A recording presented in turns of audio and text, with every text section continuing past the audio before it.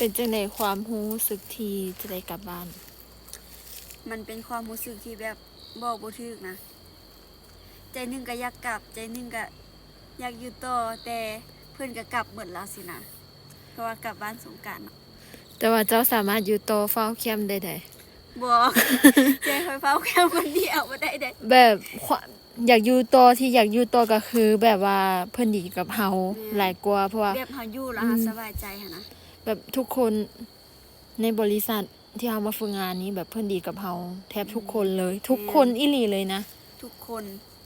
นับตั้งแต่ประธานบริษัทมาคือแบบพนักงานอยู่บริษัททุกคนคือแบบดีกับเฮาอีหลีเฮาก็เลยแบบ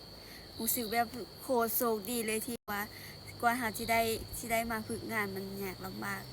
แม่น แต่เฮาก็รู้สึกแบบโชคดี เพราะว่าส่วนน้อยสุดที่แบบไปฝึกงานแล้วสิแบบอยู่ได้ส่วนหลายกับแบบคนที่เขามาฝึกงานแต่ละที่แต่ละวันคือแบบอยากกลับก่อนกำหนดส่วนหลายแต่อันนี้คือแบบอยู่ได้ต่อสามารถอยู่ได้ต่อสบายสินะ คันเฮาได้มาเฮ็ดเวียกอยู่บริษัทนี้ก็คือจะโอเคเนาะเพราะว่าเรื่องเวียกก็คือมันจะมีหลายอยู่แล้ว เพิ่นสามารถสอนหาได้โดยที่แบบบ่กักความรู้แล้วก็บ่ได้แบบว่า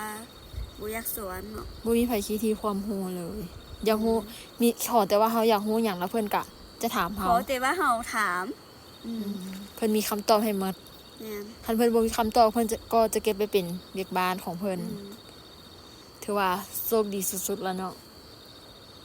การฝึกงานครั้งนี้คือแบบ ขอบใจบริษัทที่รับเฮา